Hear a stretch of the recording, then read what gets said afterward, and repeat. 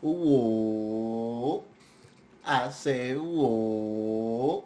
What's good with y'all boys, man? I'm back with another Kidd Reaction, baby. What's good, family? How y'all feeling out there today, man? I'm back at y'all with another reaction video. We got a highly requested video today, bro. Now, all y'all in the comment section been requesting this. Making a Case by Larry Bird. Y'all say, I want your brother to react to Making a Case, bro. So look, this is basically more information on Larry Bird, how his career was, you feel me? Like I told you, I really didn't know too much about Larry Bird. Like, I was surprised, bro. I ain't even gonna hold you. I just thought he was a shooter.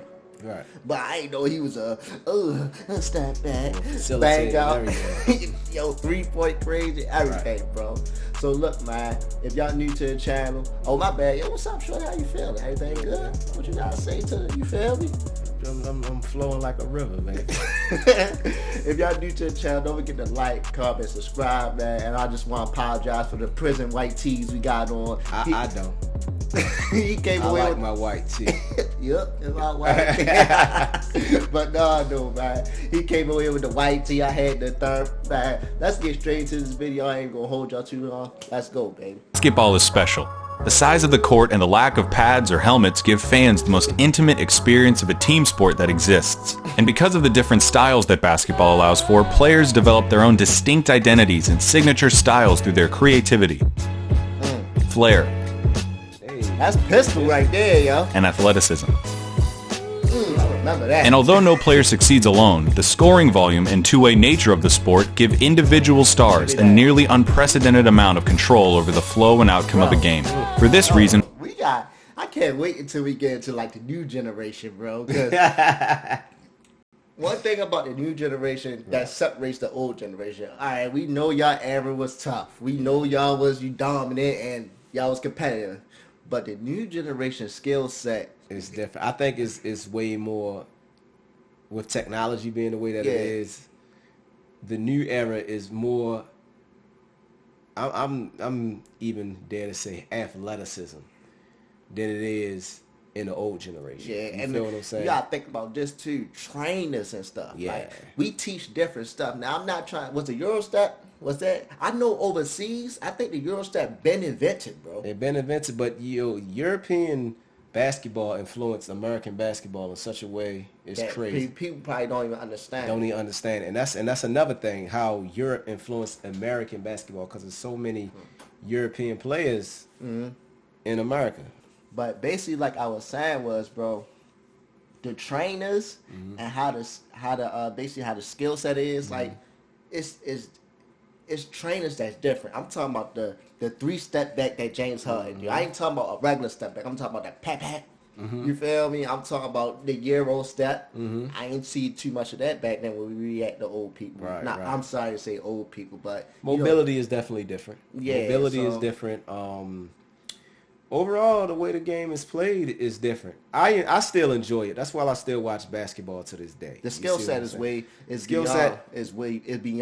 Is beyond. Do I believe that they should pick up some of the stuff that they left out the game from back in the day? Of course I do. I grew up seeing that stuff.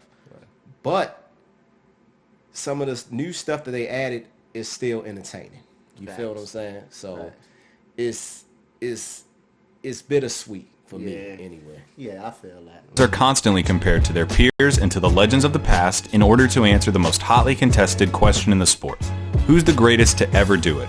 For many, the question is redundant. They believe in only one right answer, their answer.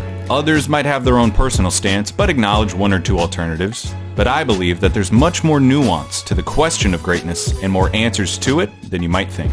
By my count, there are 8 players in NBA history that have a substantial claim as the GOAT. It's a subjective thing, though. I can't give you a definitive answer. All I can do is make the argument. So today, I'll be making the case for Larry Bird as the greatest basketball player of all time. Let's go, Larry. Let's go. He's way better than Jordan, Larry. What? When it comes to basketball, Larry Bird is the smartest, clutchest player to ever play the game. Now, if you don't think that Larry Bird is the greatest basketball player of all time, you probably hate that I just said that. Those are the kind of talking head sport cliches that surely impact the game but are impossible to empirically measure. Normally, I'd agree with you, but I think that when you talk about Larry Bird, you see those intangibles become real, palpable results. I wouldn't have said it if I didn't believe it. When Larry Bird was drafted by the Boston Celtics in 1978, the NBA needed saving. Attendance was in the toilet, the league had few marketable stars, cocaine addiction had several players in its grasp, and most damning of all, playoff games were being tape delayed. Playoff games at the highest level of basketball were being put in the back seat for black and white movies and network reruns. But rather than join the Celtics after being taken third overall, Larry Bird decided to return for his final year at Indiana State, a decision that would prove to be one of the most important in the history of the sport. Take that. Bird's final year saw the Sycamores tear through college basketball, going 33-0 before the national championship game. Bird, already claimed by the NBA's most historic and prestigious franchise, had established himself as the generational talent who would inherit the mantle of pro basketball. Indiana State's opponent in the national championship was Michigan State, captained by the immortal Irvin Magic Johnson. The Sycamores lost the championship to the more talented Spartans in the highest-rated game in the history of basketball. That's what everybody was talking about in the comment section too, though, bro. Like when you say what you say? Larry won first. Yeah, first. That's what everybody was talking about. Like, cause Magic beat Larry in college. It's college. I was talking about. I mean, Magic beat Magic beat Larry in college. But you said you was just talking about strictly NBA. NBA. You gotta let them know that, shorty. I was talking about strictly NBA. So when he was stating that, he was basically only just talking about like the NBA for real. But actually, like, you know, Magic got at him in college for real. Yeah, Magic did his thing, but to me, even that game, I'm willing to say that Larry was a better player because that Michigan State team was just high-powered. For real? You know what I'm saying? To me, that Michigan State team was high-powered, and Larry took basically Indiana State, which is basically nowhere university. When the last time Indiana State been to the NCAA, Sweet 16, Final Four, any of that? In my generation. Yeah. I ain't never heard no Indiana I've never heard of Indiana State. I don't even know what colors they wear. They wear what? What, like burgundy? I don't know. I think light blue. I think they're still light blue. And see, that's crazy. You know, in college. Yeah. In college, you remember teams by colors because there's so many teams. Like, you have like the Gators. You got the green, then you got the blue and orange. What I was saying there, they look like some Tar Heels out there with the light blue and white. See, Tar Heels. Look, you said North Carolina colors. In college, there's so many teams. You remember colors, bro. Yeah, so is as far as me, my personal opinion, I still give Larry the edge in that game. Even though Magic is a phenomenal player, I'm not taking nothing against Magic. That purple and gold is in my soul. You feel what I'm saying? But Larry still did his thing. So any level, still to this day. The stage had been set. The next decade of basketball would be defined by the rivalry between the white hick from French Lick and his Boston Celtics and the black Magic and his Showtime Lakers. The rivalry between Bird and Johnson is entwined into the fabric of the NBA and is worthy of 100 documentaries. In this video, though, we're going to be looking at Bird's claim of supremacy. Here's Bird's basketball resume. His 3 championships come with perhaps the highest collective degree of difficulty of any player's championships. His 3 MVPs came consecutively, making him only the 3rd player to accomplish the feat, along with Bill Russell and Wilt Chamberlain. His 2 finals MVPs are misleading. He was absolutely the best player on the '81 Celtics, but he was only a sophomore, and his 15 points per game in the finals gave the media an excuse to exact a little vengeance on a legendarily difficult interview. His All-Star and first-team selections also come with the caveat that Bird only played for 13 seasons and missed all but 6 games of the '89 season following surgeries on both feet. I can hear you already. A 13-year career, and this guy is supposed to be the GOAT? What color of paint are you huffing, Clayton? Green, obviously. But hear me out. Yeah, Bird's career lasted about 2/3 as long as it should have. But what he did in that time was so impressive and so substantial that every basketball fan acknowledges that he's in the conversation as the greatest ever. Doesn't it matter that those 13 years, saved professional basketball, delivered a disproportionate amount of memorable moments, defined the golden age of the league, and produced a career by which all other forwards, before or since, are measured, Bird squeezed every Larry Bird season look like? A full box score, a blowout win, a nearly undefeated record at home, and a play style that could only be described one way: white. Larry Bird isn't just a white basketball player, he's the white basketball player. To describe Larry Bird's game is to thumb through the Hoops dictionary and pick out every cliche about white players. Unathletic, great shooter, good fundamentals, the whole thing. The archetype of a white basketball player is Larry Bird, with one exception. He had an unparalleled player. Jerry West called him nearly as perfect as you can get. He was the league's first great marksman. He could contort his body to shoot from anywhere on the court, regardless of the level of defense. He pioneered the art of the dagger 3 and was the founding member of the 50-40-90 club. At 6'9", Bird's understanding of angles and coordination led to a higher rebounding average than Patrick Ewing, and it made him an impressively adept finisher in his younger years. Oh my gosh. That's 86, crazy. Bird dropped 47 points on the Blazers, playing the majority of the game left-handed. His lack of quick lateral movement meant that Bird didn't do much when it came to slapping the floor and picking up the opposing point guard, but his size and omniscience gave him the ability to body similarly sized players, read defenses like a free safety, and pick off passing lanes with ease. His passing was transcendent, and I'll highlight it later.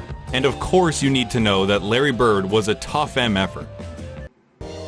He had a superhuman motor and dove for loose balls like a beagle at the park. He was a willing participant in his share of fights, often precipitated by his league-renowned trash talk. I told Robert Reedy the other state that he should have stayed in preaching. That was funny. He had 50 points. I was guarding in my rookie year. He looked at me and he goes, "You can't stop me." And I looked at him and I said, "Gosh, boy, you're so confident." He proceeded to score like 10 straight points on me. The coach took me out the game. He walks by and he's laughing at me. He was a basketball genius. He'd be a step ahead, a thought ahead, play the game like a chess game. I'd much rather guard Michael Jordan than Larry Bird because you have to play the game as a thinker when you're playing him. You have to get inside his mind. If you put all of us in a room, Magic, Jordan, myself, and Bird probably be the guy who walks out of the room at the end of the day. Did you notice something during those testimonies? Those are some of the best basketball players of all time, and they all sing Bird's praises like they were former assassins who had to go toe-to-toe with John Wick and they're just happy to be alive. Bird excelled during one of the most talent-rich periods in league history.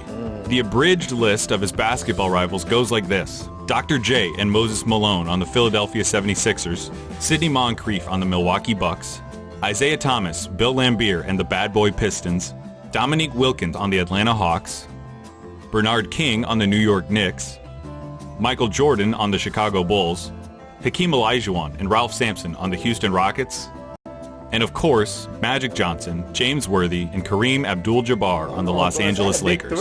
All right, there's no point avoiding it any longer. We have to look at Magic versus Larry. If you have Magic over Larry, it's because he has 5 rings to Larry's 3, had a peak that lasted about 2 or 3 years longer than Larry's, and had a 2-1 record against Bird's Celtics in the finals. Perfectly legitimate, completely respectable arguments. But in the interest of making Bird's case, allow me to retort. For nearly the entire decade of the 1980s, the Eastern Conference was irrefutably the more competitive conference between the two. Considering the competition, for Bird to have made 5 finals appearances is just as impressive as Magic's 9. As for the head-to-head record responsible for Magic's 2 extra titles, he had more help. Seriously, the Celtics' Big 3 and the Lakers' Big 3 get compared all the time historically as if they were of equal caliber, but weren't Magic's accomplices just a step above Bird's? No disrespect at all to Kevin McHale and Robert Parrish, but Kareem was the alpha dog on the 71 Bucks and was the best player for at least 2 of the Lakers' 5. We gotta get into that. So what you basically saying, Magic and them had more of a better team? Magic had the big unit, James Worthy. Right. Oh my goodness. So James is that a Worthy big was 3? Yes. James Worthy. Defense was there, his scoring was there, and he had Kareem, Dr. Skyhook, which is basically what they call the most unblockable shot. Right. You feel what I'm saying? And Robert Parrish, DJ, and Kevin McHale was good, Right. but they wasn't better than than Magic squad. So I thought the Celtics, the old Celtics, that was like a super team too. It was a super team, but they didn't call it a super team because they got it through the draft and trades and stuff that. But I'm just talking about compared to like other teams around the league. So how was they, I mean, even though the Lakers won what you just said, but how was they compared to the Lakers though? How was they compared to the Lakers? They would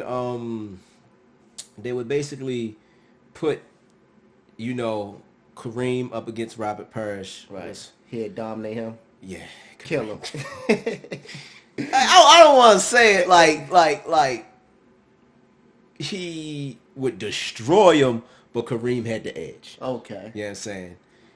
James Worthy had the edge over Kevin McHale. Right. To me. I got to always say to me. To me, yes, James Worthy had the edge over Kevin McHale. And Larry Bird, ain't nobody had the edge over. Bird was just Bird. Right. You feel what I'm so saying? What about Magic, though? Who had the edge over Magic? Or Magic just was Magic out there? Magic was just going to be Magic at the end. And that's the best thing about basketball is because sometimes you're not going to stop everybody. Right. You feel what I'm saying? On any given night, you're not just going to stop everybody. You feel what I'm saying? And when they say Larry was thinking of it like a chess move, it's just it's greatness right there, because when you're not just dominating just on pure athleticism and pure, talent, you feel what I'm saying? Right. When you're actually thinking about the game, you breaking it down. You know what I'm saying? You moving slower, you study your opponents. Oh, he hates going to his left on this play. Right. He hates going to his right on this play. It's just wonderful to see. You feel what I'm saying? That's why they say they would rather. That's why I believe on this doc right here, they would say I would rather go with Michael Jordan, because back in the day, Michael Jordan was just dominating on pure athleticism and skill. And it wasn't easy to determine what he going to do next, but it's just more so. He going off his skill, so he coming out there, he trying to score, he trying to kill. He's trying to score, he trying Larry to kill. Bird's more so you don't know his next move. You don't know how his team comes. You can go make a game plan. It's like it's totally different from what you game plan. Yeah. Man, that's crazy. That's the beautiful part of it. I feel that. Titles. James Worthy was the #1 pick out of UNC after winning a championship as the best player on a team that had Michael Jordan on it. Throw in the fact that Magic got to be coached by Pat Riley, one of the most brilliant minds in basketball history, and you could say that the Magic-Bird argument comes down to one thing: luck. So if their careers come down to luck, the question just becomes is the fact that his play would translate perfectly into the league today. A 6'9" sharpshooting forward with eyes in the back of his head who averaged double-digit rebounds in an era against Moses and Lambeer. He'd gobble up boards as a power forward. He'd be an offensive mismatch against everybody as a small ball center, and his off-ball skills and passing would pair perfectly with the flow of today's game.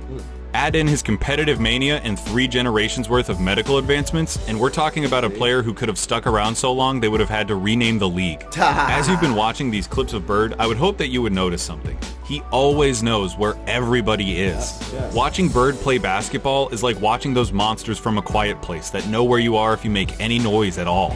Bird had a level of clairvoyance that bordered on the unnatural. In '85, he ended up 1 steal away from a quadruple-double after playing just the first 3 quarters. Oh my God. His passing was famously infectious and helped transform the Celtics of the '80s into an ideal that basketball teams at all levels are still shown tape of. They moved the ball with precision and intent, always looking for better shots and determined to get the entire team involved in the effort. That fact is almost entirely attributable to Bird and his wizardry. I am Charlie D'Amelio from TikTok. I don't know how Charlie blew up. Give me a ball. You're normal. With the ball. This acumen also helped Bird become the only player with a GOAT claim to transition successfully into other basketball roles after his playing career. In his 3 years as the head coach of the Pacers, Bird won a Coach of the Year award, coached the Pacers to their first and only finals appearance, and gave Michael Jordan as much trouble as he'd ever gotten in his career in the '98 Eastern Conference Finals. After moving into a front office role for Indiana, he won Executive of the Year in 2012, becoming the only person to have an MVP, Coach of the Year, and Executive of the Year award. On the court or off of it, inside and out, Larry Bird sees basketball as only he can.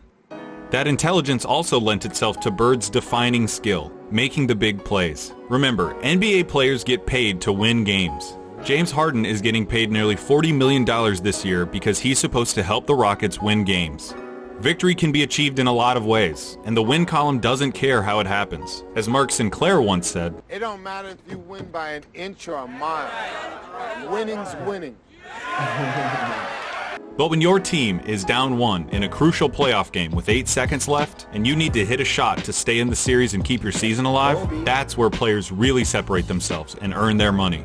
Love it or hate it, it's the players that come through in the big moments that live forever in our memories. Some players, for whatever reason, were never able to do it consistently. Some players were truly outstanding at it. Larry Bird was the best at it.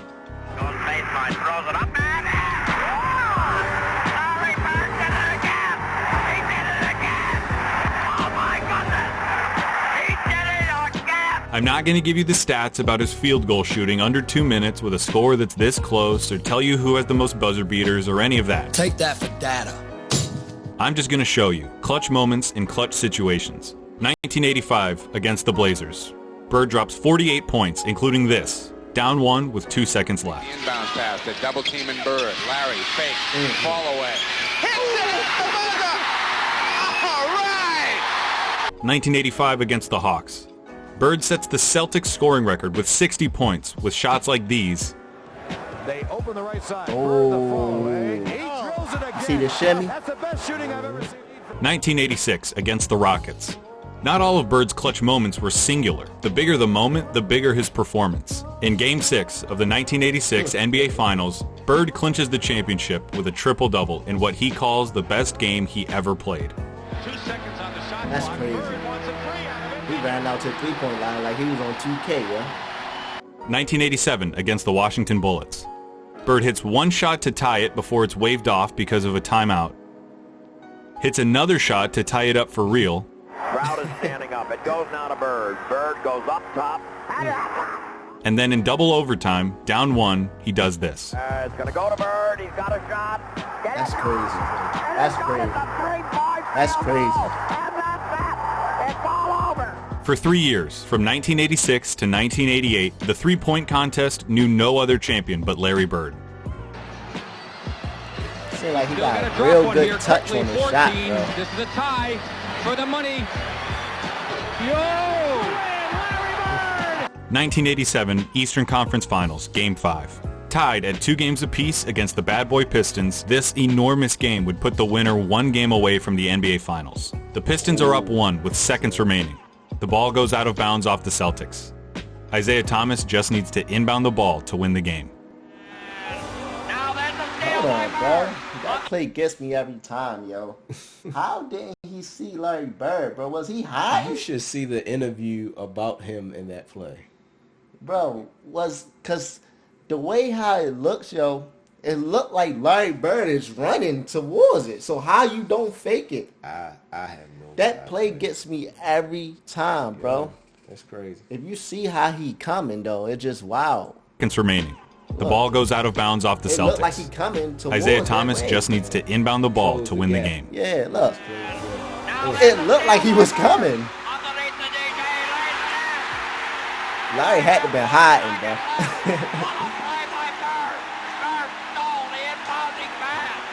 There are truly too many big games and big moments for me to go through without this ending up as a documentary.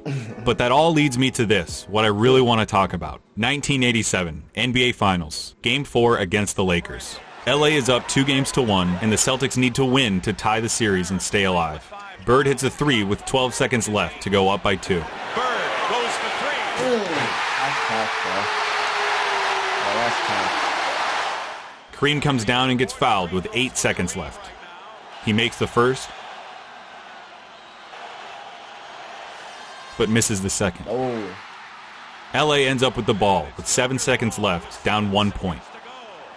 In the low post, being guarded by Dennis Johnson. Byron Scott is in the ball game now. Hell no, Magic. Magic hits this, the baby skyhook. Yeah. Magic with a hook shot, scores He with could have 2. passed that too, bro. 2 seconds left, down 1. Dennis Johnson on the inbound. Oh, that's tough. Fires it. What do you think happens?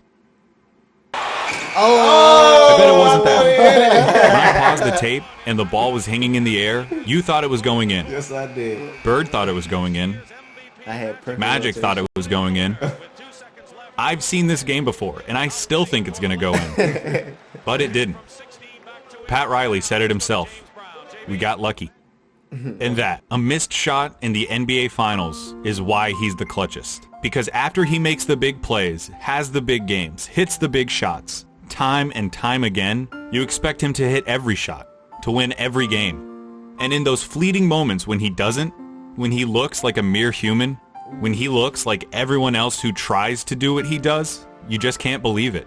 That's what Larry Bird did. He made the big plays so often you thought he was going to make them every time.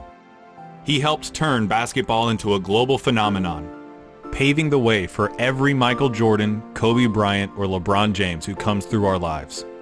He played basketball in its purest form and captained a team that is consistently ranked among the greatest of all time. He has the second highest win percentage in the history of the NBA, behind Magic by less than 0.5%, about 10 games. He was the complete package, a player with no holes in his game whatsoever. They called him Basketball Jesus. He didn't get that name without doing something extraordinary. He saved basketball, and he did it by playing it better than anyone else. Here's Magic at Bird's retirement in 1993. Larry Bird said that there would be another Larry Bird one day. And Larry, there will never, ever, ever be another Larry Bird. To the greatest basketball player ever, but more important, a friend forever.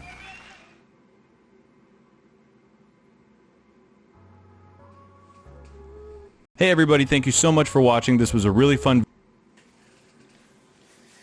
What you think about that, bro? It looked like you was locked in. Yeah, I was locked in. That was an amazing documentary. For real? Yeah, I liked it. I really did. Bro, tell me how you don't gain more respect for Larry Bird after watching this, bro. I don't know. It's just I'm speechless right now because I always knew he was good, but it's just going through like his stats and the things he did, the knocks he took for his team to get up and keep going. All the great ones do that. You feel what I'm saying? He basically put the NBA on the map because nobody was really watching the NBA at the time.